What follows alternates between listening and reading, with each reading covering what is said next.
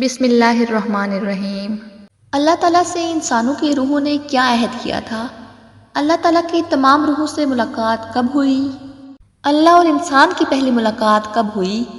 وہ وقت کیسا ہوا ہوگا جب تمام روحوں نے پہلی بار اللہ کو دیکھا ہوگا؟ اس دنیا میں آنے سے پہلے عالم ارواح میں انسانوں نے کتنی مدت گزاری تھی؟ کیا اس دنیا میں ملنے والے لوگوں سے ہماری کچھ پہلی یادیں اس دنیا سے جڑی ہیں؟ عالم ارواح کیسی جگہ ہے؟ آج کی اس ویڈیو میں ہم ان سب باتوں اور اس عہد کے بارے میں جانیں گے جو انسان نے اپنے رب سے کیا تھا۔ اللہ تعالیٰ نے انسانوں کے لیے 4 عالموں کو پیدا کیا ہے، یعنی عالم ارواح، عالم دنیا، عالم برزخ اور عالم آخرت، اور انسانی حیات انہی 4 جگہوں سے سفر کرتی ہوئی اپنی آخری جگہ تک پہنچتی ہے۔ چاہے کچھ بھی ہو جائے، ہر انسان کو ان 4 جگہوں سے گزرنا ہے۔ انسانوں کی تخلیق عالم ارواح میں ہوئی، پھر اس کے بعد اس کو عالم دنیا میں بھیج دیا گیا جہاں ہم رہتے ہیں، اور پھر جب انسان کی موت ہوتی ہے تو اس کی روح کو عالم برزخ میں بھیج دیا جاتا ہے، جہاں تمام روحیں قیامت قائم ہونے کا انتظار کرتی ہیں، اور پھر قیامت قائم ہونے کے بعد تمام انسانوں کو عالم آخرت میں جمع کیا جائے گا۔ انسان کی تخلیق عالم ارواح میں ہوئی۔ اس عالم کو عالم ارواح اس لیے کہتے ہیں کیونکہ وہاں صرف روحیں رہتی ہیں۔ اس دنیا میں بھیجے جانے سے پہلے ہم وہیں رہا کرتے تھے، اور بعد میں آنے والوں کی روحیں بھی وہیں ہیں۔ انسانی روح کی تخلیق کے بعد سب سے پہلے کا دور وہ تھا جب انسانی روح اپنے مادی جسم سے محروم تھی، اور وہاں صرف اور صرف روحیں تھیں، اور یہ بھی ممکن ہے کہ وہاں کا عرصہ لمبا ہوا ہو۔ اس کے بعد ان کو ایک لمبی نیند سلا دیا گیا، پھر اس دنیا میں ان روحوں کو ایک انسانی جسم عطا کیا گیا۔ اس دنیا میں اب تک جتنے انسان پیدا ہو چکے ہیں، یعنی جتنے جسم پیدا ہو چکے ہیں اور جو قیامت تک پیدا ہوں گے، ان سب کی روحیں اپنے وجود سے بہت پہلے پیدا ہو چکی تھی۔ اب جب کوئی جسم پیدا ہوتا ہے تو اس کی روح کو بھیج دیا جاتا ہے۔ اللہ تعالیٰ نے جب انسان کی تخلیق کا ارادہ فرمایا تو حضرت آدم علیہ السلام کو مٹی سے پیدا کیا۔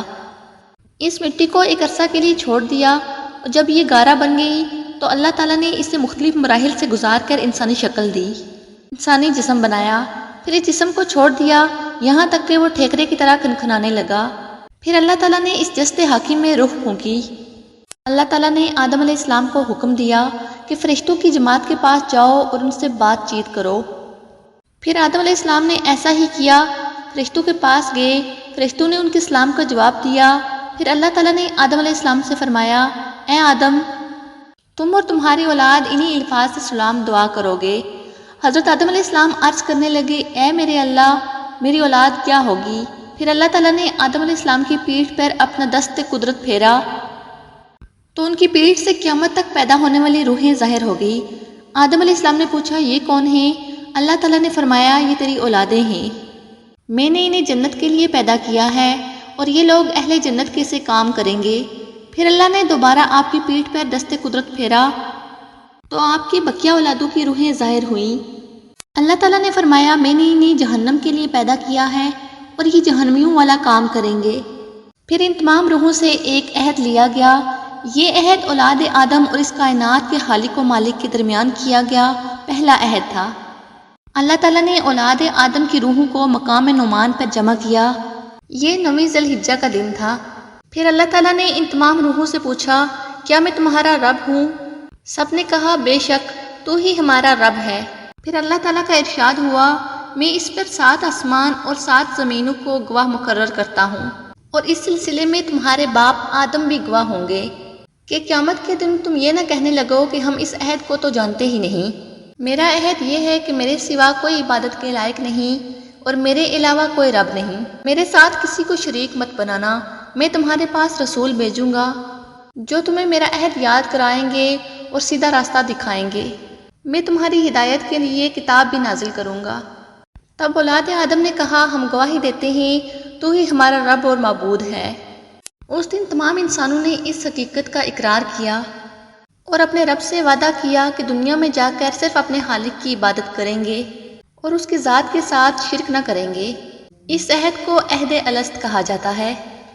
یہ اس لیے کیا گیا تھا تاکہ انسان اس دنیا میں آنے کے بعد اپنے رب کا انکار نہ کرے اور نہ ہی قیامت کے دن کوئی عذر پیش کرے۔ لیکن ہم اس فانی دنیا میں اہل الست کو بلا چکے ہیں، بالکل اس طرح جس طرح ہمیں اپنا بچپن یاد نہیں اور ماضی کے واقعات یاد نہیں۔ اللہ تعالیٰ نے انسانوں پر اپنے نبی اور رسول بھیجے تاکہ انسان ہدایت پا سکیں اور اس عہد کی پاسداری کریں۔ دراصل اللہ کو منظور ہی نہ تھا کہ وہ عہد انسان کو ہمیشہ یاد رہے، کیونکہ اس صورت میں انسان اللہ سے بغاوت اور نافرمانی کر ہی نہیں سکتا تھا، اور یہ بات معیشت الہی کے خلاف ہے، کیونکہ یہ دنیا دارالامتحان ہے۔ لہٰذا اس واقعے کو انسان کی شعور میں نہیں بلکہ تحت شعور میں یا وجدان میں رکھ دیا گیا، اور اسے تحت شعور کا اثر ہے کہ انسان مصیبت کے وقت لاشعوری طور پر اللہ کو پکارنے لگتا ہے، جبکہ اس عہد کی یاد دہانی کرانے والے پیغمبر اور کتابیں بھی انسانوں کو فطرت پر چلا دیتے ہیں۔ اسی تحت شعور کی بنا پر اللہ ہر شخص کو فطرت پر پیدا فرماتا ہے، جیسا کہ نبی کریم صلی اللہ علیہ وآلہ وسلم نے فرمایا کہ ہر بچے کو دین فطرت پر پیدا کیا جاتا ہے، پھر اس کے ماں باپ اس کو یہودی، نصرانی یا مجوسی بنا دیتے ہیں، یعنی ربوبیت اور توحید کی یہ گواہی ہر انسان کی فطرت میں ہے۔ حضرت ابو ہریرہ سے روایت ہے کہ نبی کریم صلی اللہ علیہ وآلہ وسلم نے فرمایا، روحیں عالم ارواح میں الگ الگ جماعتوں میں ہوتی ہیں، تو جن کو وہاں آپس میں جان پہچان تھی تو وہ دنیا میں بھی آپس میں مانوس ہوتے ہیں، اور جن میں اجنبیت تھی وہ دنیا میں بھی الگ الگ رہتے ہیں۔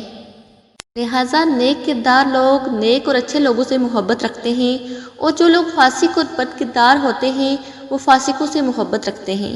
صوفیہ کرام کے نزدیک یہ میثاق بنی آدم سے عالم ارواح میں کی گئی تھی، جسے انسان نے اس دنیا میں آ کر بلا دیا، لیکن طریقت کے مراحل سے گزرنے کے بعد بعض صوفیہ کو اس کے حیرت انگیز تجربات حاصل ہوئے۔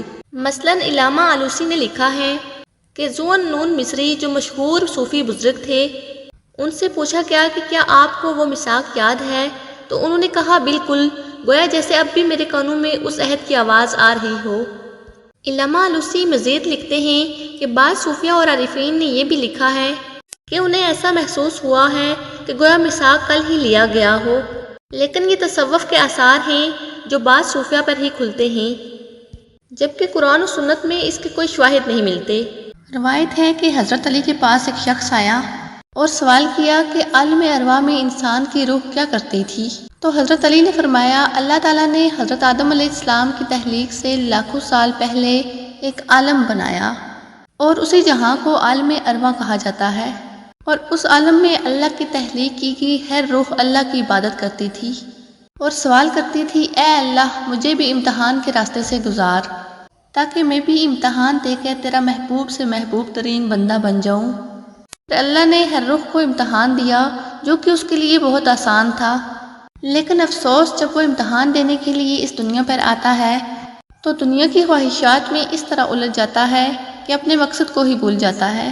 یہ دنیا خواہشات کی ایک جال ہے جس کی حقیقت دھوکے کے سوا کچھ نہیں۔ جو اس وعدے کو یاد رکھ کر زندگی گزارتا ہے وہی منزل پاتا ہے، اور جو عالم ارواح کے اس وعدے کو بھول جاتا ہے اور دنیا کی رنگینیوں میں کھو جاتا ہے وہ دنیا اور آخرت میں تباہ ہو جاتا ہے۔ آخر میں اللہ تعالیٰ سے دعا ہے کہ اللہ تعالیٰ ہمیں آخرت کی تیاری کرنے کی توفیق عطا فرمائے، آمین۔